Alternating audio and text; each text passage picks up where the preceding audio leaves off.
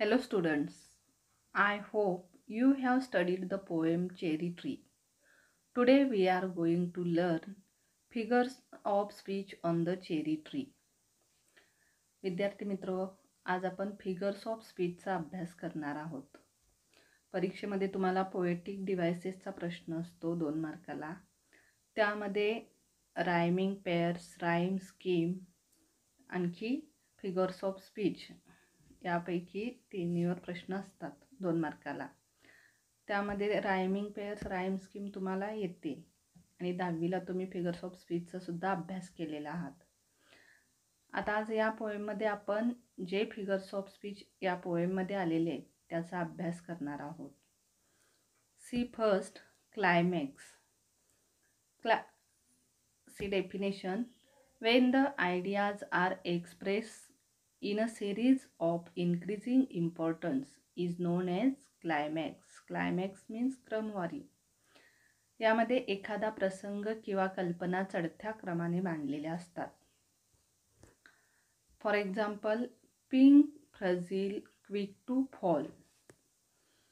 See the explanation. The words are arranged here in ascending order.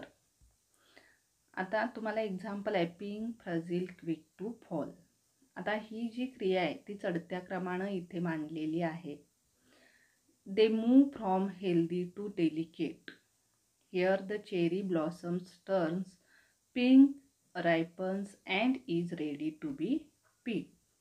आता ही cherry ट्रीची क्रिया कशी आहे, चढत्या क्रमानं झालेली आहे. त्याच्यामुळे हे क्लायमॅक्सचं एक्झाम्पल आहे. Second, alliteration.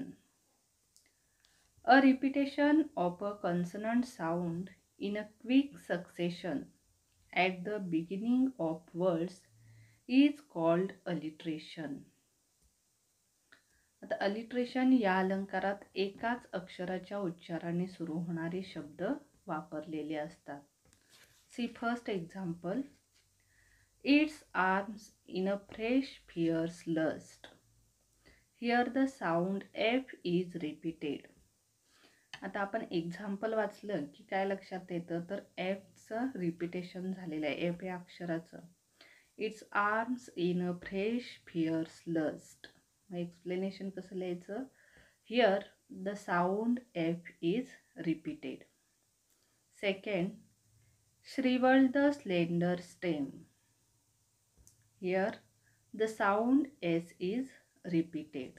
आता या एक्झाम्पलमध्ये एसचा उच्चार रिपीट झालेला आहे, त्याच्यामुळे एक्सप्लेनेशन कसं येईल, the sound S is repeated. Third figure of speech, antithesis. Definition. A striking opposition or contrast of words or ideas are employed to secure emphasis. आता अँटिथेसिस या अलंकारात दिलेल्या ओळींमध्ये परस्पर विरोधी शब्द अथवा कल्पना मांडलेल्या असतात. See the example. Came back thinner, rather poor, but richer by a cherry tree at my door. See the explanation. Here, poor and richer are two opposite words used. तर जे एक्झाम्पल दिलेलं आहे, came back thinner, rather poor, but richer by a cherry tree at my door.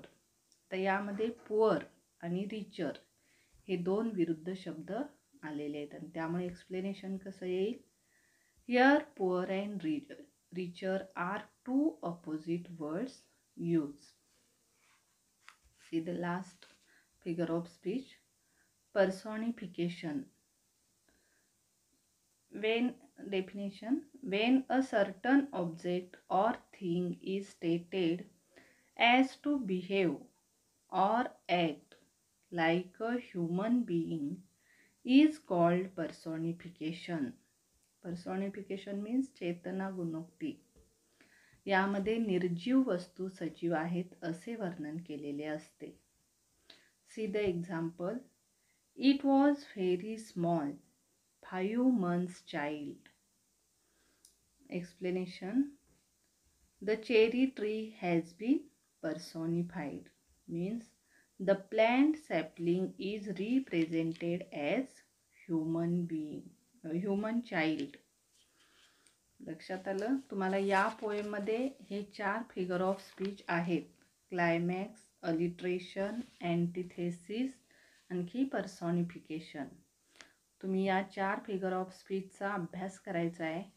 Rhyming pairs वहीमध्ये लिहून काढायचे आहेत. हे example वहीमध्ये लिहून काढायचे आहेत आणि त्याचा अभ्यास करायचा आहे.